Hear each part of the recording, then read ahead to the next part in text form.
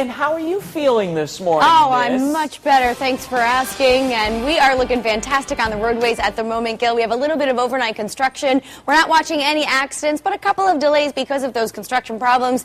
95 traffic has already cleared up in the Stratford area between 31 and 32. In fact, that was the scene of an earlier tractor-trailer accident. Also, Newtown 84 eastbound by exit 9. You're also clear in Waterbury. However, still looking at delays 95 southbound by exit 20. That is in West Haven.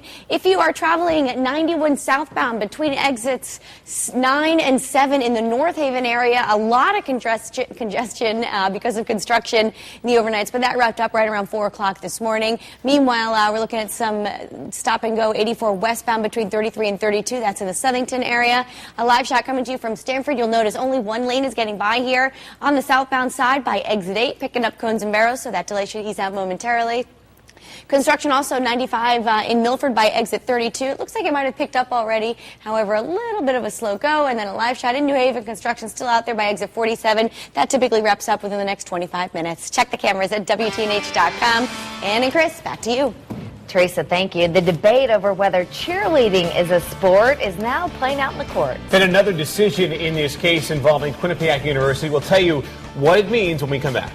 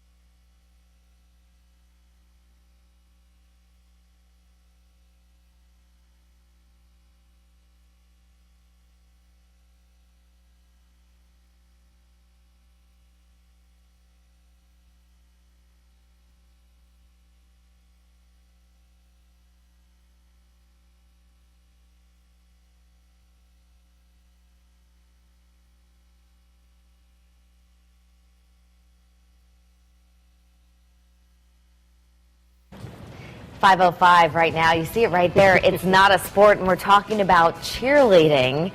And that is coming from a federal appeals court that is now ruled cheerleading is not a sport. The colleges can't count it as one when they're really trying to talk about gender equality in sports. Right, trying to comply with Title IX. And this all came out of a lawsuit from Quinnipiac University's volleyball team. The volleyball team was going to be eliminated as the university was looking to save money. It was also going to eliminate a couple of men's sports.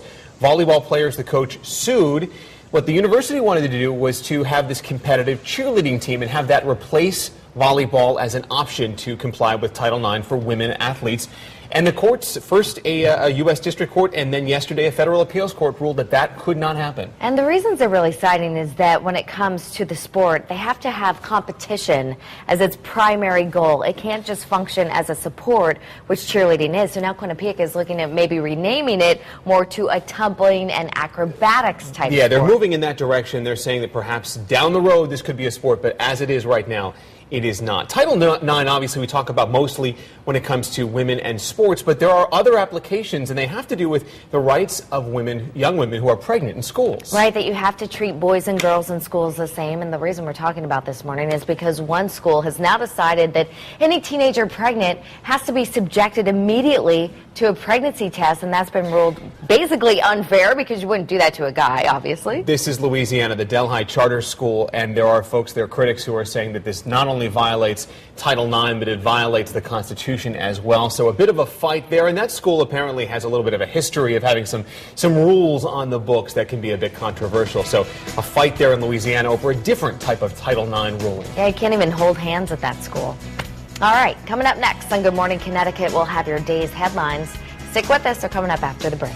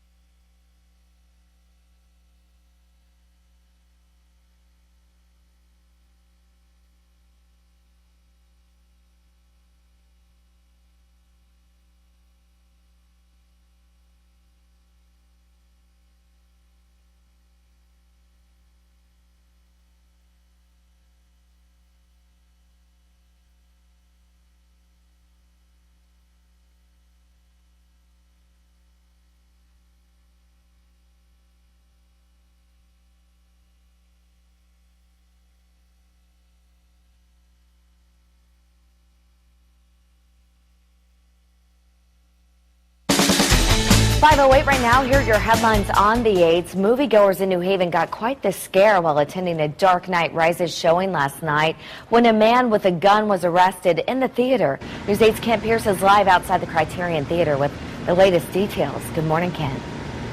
Good morning, Ann. Because of what happened in Colorado, everybody's already kind of on edge at a theater showing The Dark Knight Rises. So when a man with a gun in his waistband walked into this New Haven movie theater with that gun clearly visible, people called police. They called an usher. The management of the theater called police. About 20 officers swarmed the theater. There were about a dozen people inside the theater waiting for the movie to start. The officers ordered all of them to put their hands up and leave the theater. Everybody did except one guy who stayed in his seat using his cell phone. Police say that was the guy with the gun. They had to take him into custody by force, they say. He had a loaded handgun tucked into the waistband of his pants. The man is 46-year-old Sung Hwang from New Haven. He does have a valid permit to carry that pistol, so all he can be charged with is breach of peace and interfering with police. Live in New Haven, I'm Kent Pierce, News 8. Ken, thank you. Police are still on the hunt this morning for a man who held up a bank in Woodbridge yesterday. The suspect vaulted the counter of the Citizens Bank on Amity Road, waving around a gun and demanding money. We're told that he got away with 2 bags full of cash. At least 11 people are dead and dozens more missing following a monsoon in Manila, the capital city of the Philippines. The city received more than a month and a half's worth of rain in just 24 hours, leaving people wading around in waist-deep water. Back here at home, folks in Naugatuck are coming together to help clean up the mess at the St. Francis Church. It was damaged by last week's flash floods. 6 inches of rain came down, causing thousands of dollars worth of damage there. If you'd like to pitch in and help clean up, it's expected to be cleaned up until at least November. And I believe there's another fundraiser on the green in Naugatuck this coming Sunday for some more fundraising for one of the communities there hard hit by those flash floods in Naugatuck. Hey, flash flooding expected in Mexico and Belize as Tropical Storm Ernesto came in as a hurricane not long ago, just a couple of hours ago, and now expected to continue moving west. Just want to give you a quick update on this. Move back out over the water and then briefly intensify before moving over Mexico in the direction of Mexico City. So again, the tropical season coming alive. There are a couple of other areas we're watching as well. But outside now, it's a beautiful sunrise. We love those reported pictures. And isn't that pretty? That'll get your Wednesday going in the right direction there. Groton, New London looking sparkling this morning. These are the high wispy clouds. No rain from these, and we're going to see them on and off through the day today. Hay Sprague, you're on the map, 61. Milford, 66. Wolcott, 65. Summers, we don't mention you too often, but you're on there at 62. And Greenwich, finally with the power back on at 66. This is not today. This is tomorrow's microcast map. Take a look. Action coming in tomorrow. We could have some potent thunderstorms tomorrow afternoon, but not today. It's quiet. 85 to 90 on the warm and increasingly humid side, so a little sweaty out there today. Humid tonight, 65 to 70. Friday, showers and thunder. Saturday morning looks to be the heaviest. I do see some good signs of this thing moving a little bit faster, so it looks like it should improve now from west to east Saturday afternoon, and that's a good thing. Still, my pick of the weekend, though, is Sunday. All right, Gil, thanks for the update. And you're feeling better, so this is a good thing. Yeah, you're not going to everything's blame back to normal. me. No, That's you're good. fine. And if you're leaving the roads right now, it looks fine out there as well. A little bit of Nice. overnight construction, Gil, but that's typical stuff for 512 in the morning. You're going to find it 95 southbound right by exit 20. Also 84 westbound in the Southington-Plainville area between 33 and 32. Let's take you live outside to Stamford. It's a slow go. In fact, it was at a standstill for about the last 6 to 7 minutes, just indicating that they're clearing up the construction again southbound by exit 8. Good morning, Milford. You're looking fine here by exit 32, the Naugatuck Avenue exit, and then in New Haven, construction is still out there by Long Wharf at exit 47. You're going to see those flashing lights, and within the next 10 minutes, that's when the delay is going to happen when they pick up those cones and barrels, but I'll keep an eye on it for you. Good morning, Hartford. Everything is clear into and out of the capital city. No issues in Waterbury. Check those cameras at WTNH.com. Ann and Chris, back to you. Teresa, thanks. 3G, 4G, Wi-Fi hotspots. A lot of coffee shops now. It's synonymous with laptop work zones. Yeah, but we're going to tell you why some shops are going laptop free.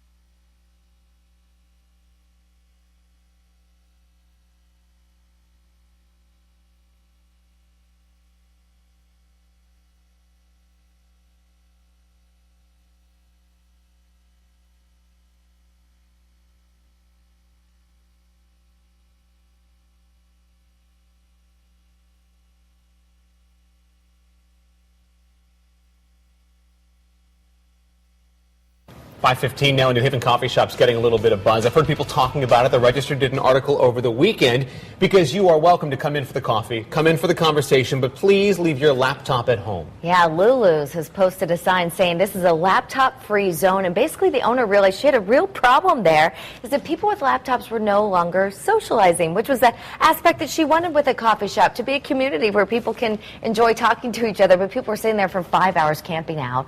Not buying a whole lot of coffee either. Even National Public Radio, it's such a big deal, came and did a story there as well. She was afraid she'd drive away customers by having this policy because, as we mentioned going into the break, a lot of people do look at coffee shops as a place to get work done. And if this is a coffee shop where they're not encouraging it, she thought that might be the case. The opposite has actually happened. I'm going to say it. It's so annoying, laptops in coffee shops. It drives me crazy. I really want to sit there and have a cup of coffee. You can do that. This They're just not in your happened to way. me. No, they were. There's no place to sit. That's the problem. That's the It problem. happens a Taking lot. up the seats. No seats for us. All right. Go to the library. I don't get it. There's I don't get it. Amazon. We found a story that pushes Ann's buttons today. Amazon does a lot of obviously mail order. It's what they do. You order things online, they deliver it. If you have an apartment, if you live in an apartment building, apparently theft is a big problem. It is a big problem. We did so many stories around that around the holiday time, but particularly in the summer too. There's a lot of kids, not to blame kids, but there's a lot of kids out of school. And so now Amazon has decided to come up with lockers at local stores. So either your grocery store or a bigger chain store where they can have your item shipped to and you can safely get it out of there. There you go. Maybe a solution to that problem. 5:17, headlines on the 8s coming up. Another Susan Bysiewicz ad coming under fire. We're going to tell you what the flap is about this time around when we come back.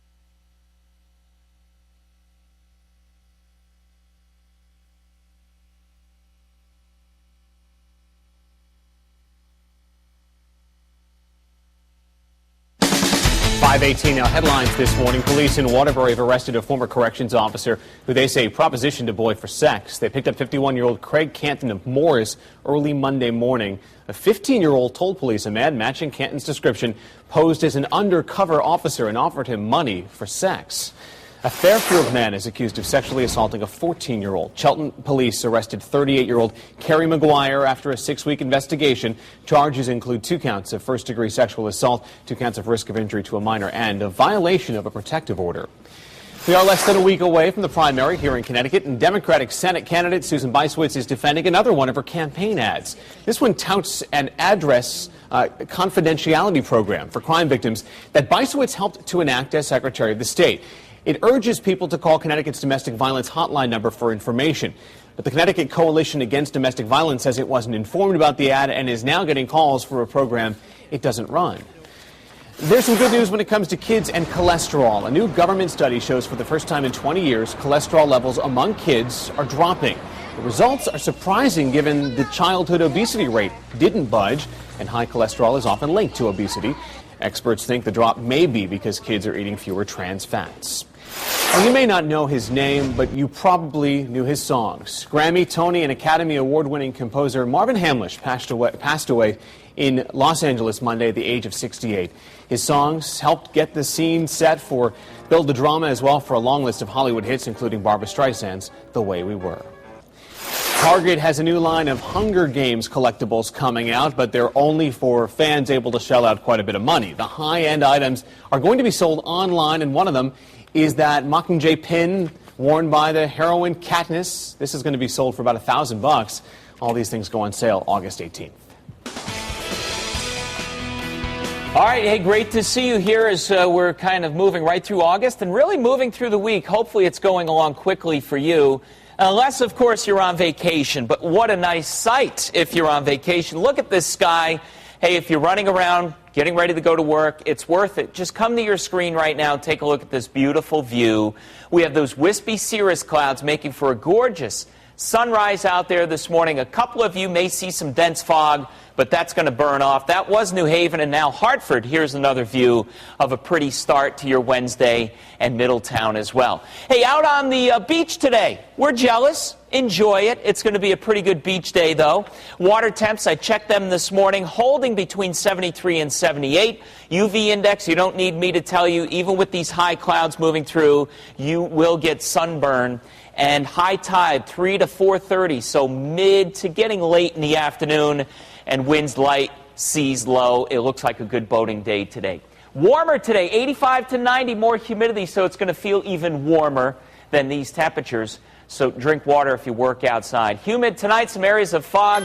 Again, it's the bad hair weather forecast and the umbrella alert. is hoisted tomorrow, especially tomorrow afternoon. We could have some potent thunderstorms in western Connecticut. We'll watch that closely. Statewide, it's a fair share of thunder on Friday.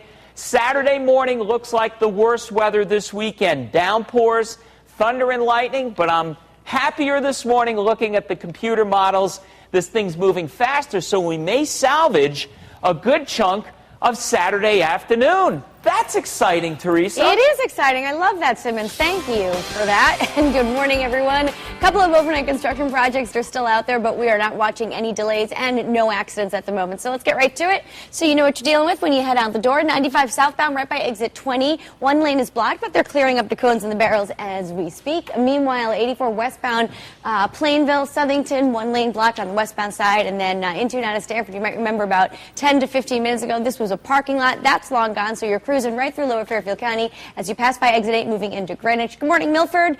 You're clear here by exit 32. Nothing's going on the connector. Actually, the Merritt Parkway and the Wilbur Cross both checking out fine. And we're still waiting for that construction to clear in New Haven. Expect the delays momentarily. Let's take a quick ride along 691. We're traveling from the Cheshire Meriden area. I'm hopping on to 91 northbound, a solid 3-minute ride between exit 6 and 11. Check the cameras at WTNH.com. Chris, and back to you. Oops. Give her a day off and see what happens, right? Oh, yeah. She's been under the weather. Yeah. Well, do you think the weather has been exceptionally hot? It has been. We'll tell you actually how hot it's been, who's been studying this kind of thing when we come back.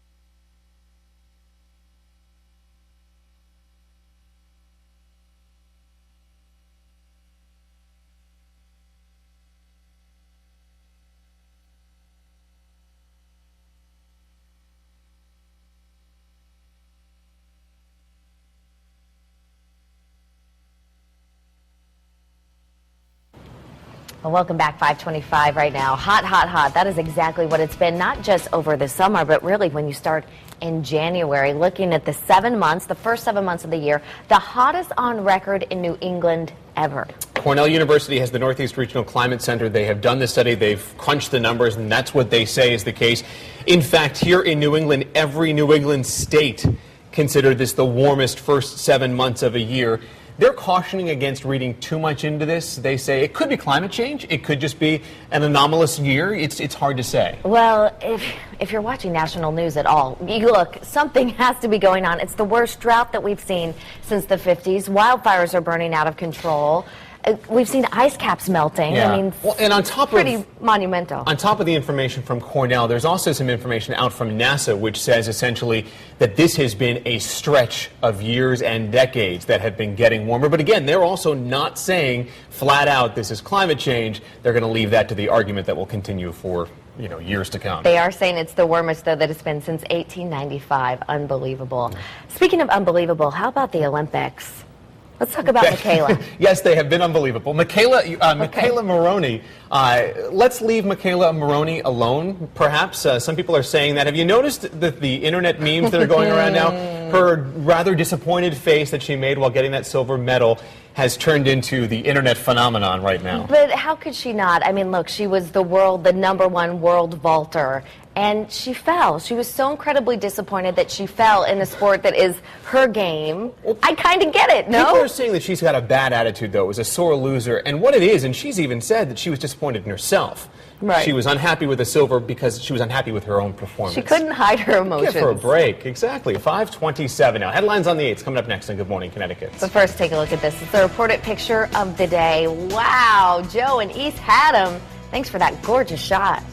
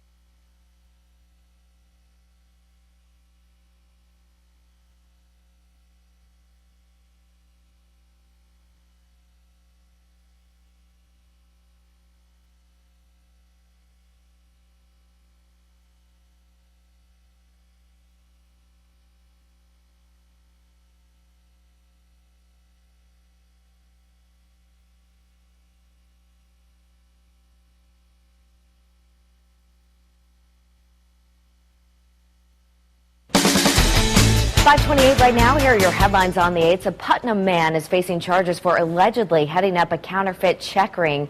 Joshua McRae is accused of organizing that ring that included 5 other people. According to police, they passed out at least 37 counterfeit checks in 16 different towns across 3 different states. And that ring targeted several businesses, including banks and even supermarkets.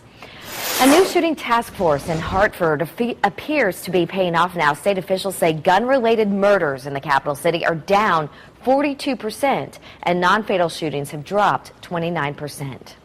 Growing small businesses, that's the goal of a small business expo. It's happening in Norwalk today. It's happening at the Hilton Garden Inn on Main Street. It starts at 9 o'clock this morning. Small business owners are invited to attend.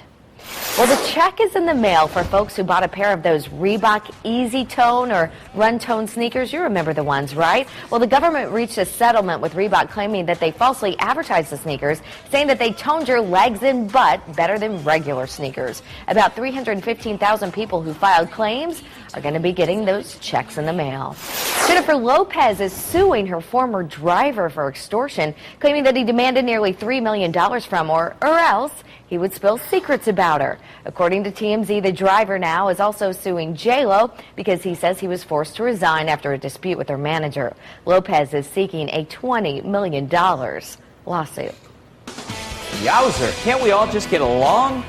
Hey, good morning, and it's Wednesday. It's a good weather day overall, so if you